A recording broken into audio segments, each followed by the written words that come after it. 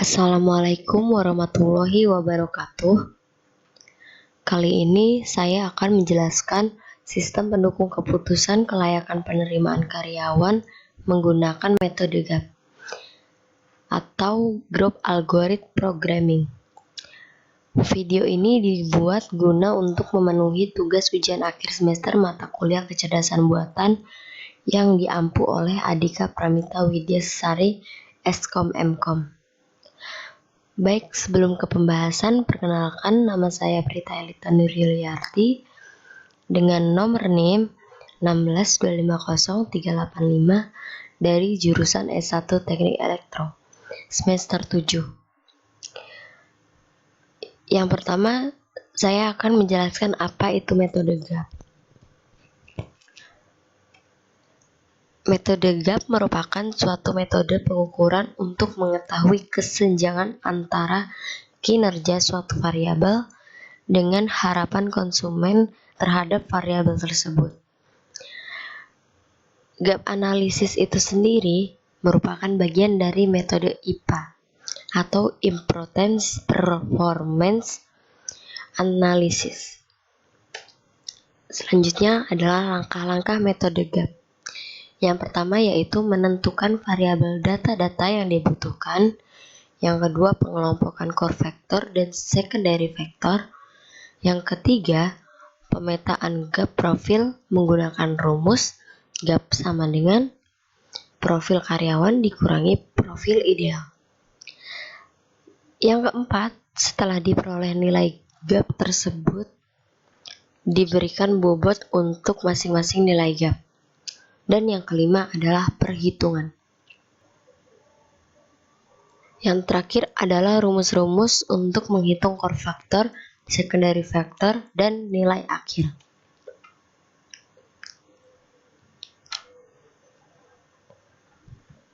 Yang pertama adalah rumus dari core factor. Di sini NCF sama dengan NC per IC. Di mana yang NCF itu nilai rata-rata core factor, NC jumlah total nilai core factor, dan IC itu jumlah item core factor. Begitu juga dengan secondary factor, NSF sama dengan NS dibagi IS.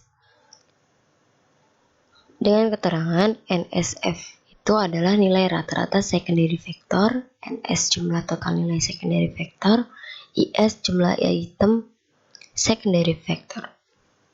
Nah, untuk nilai akhirnya kita menentukan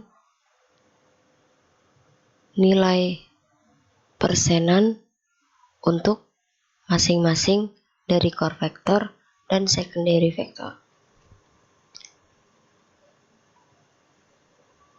Baik, langsung saja kita masuk ke perhitungan. Nah,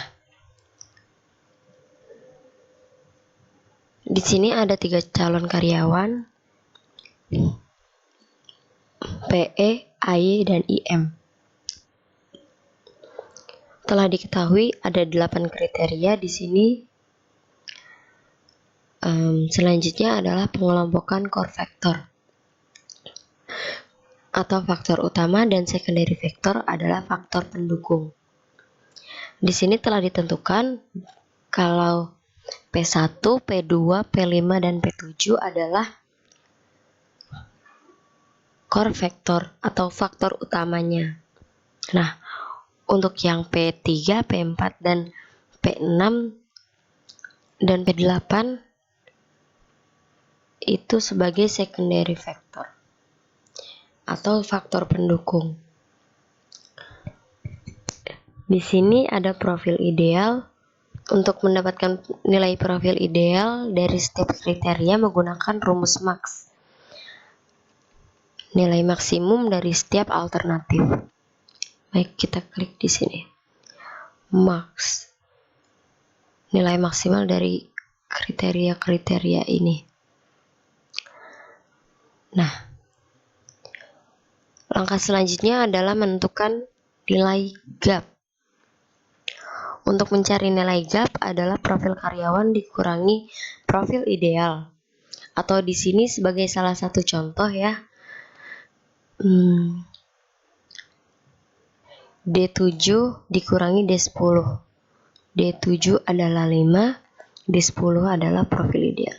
Ini adalah profil karyawan. Nah, dihasilkan min 1. Begitu juga dengan seterusnya.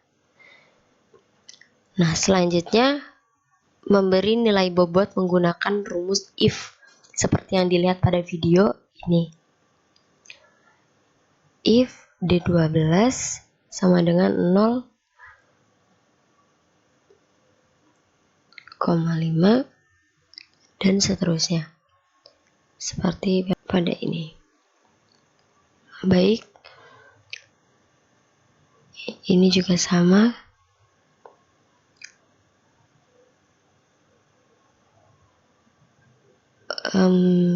Di sini untuk nilai gap min 1, di sini kan nilai gap min 1, maka bobot nilainya adalah 4. Dan apabila nilai bobotnya min 2, itu nilai bobotnya adalah 3. 0, nilai bobotnya 5. Begitu juga dengan seterusnya.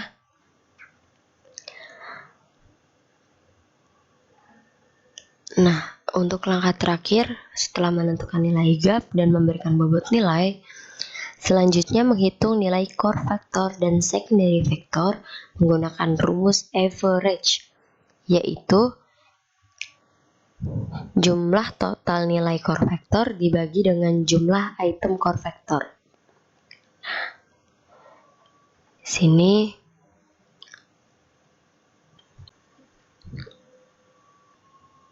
menghitung nilai akhir untuk menentukan apakah PE, AY, dan IM layak diterima sebagai karyawan dengan menggunakan rumus nilai rata-rata core factor. Ini rata-rata core factor dikalikan dengan 60% ditambah nilai rata-rata secondary factor dikali 40%. Di sini persenanya terserah.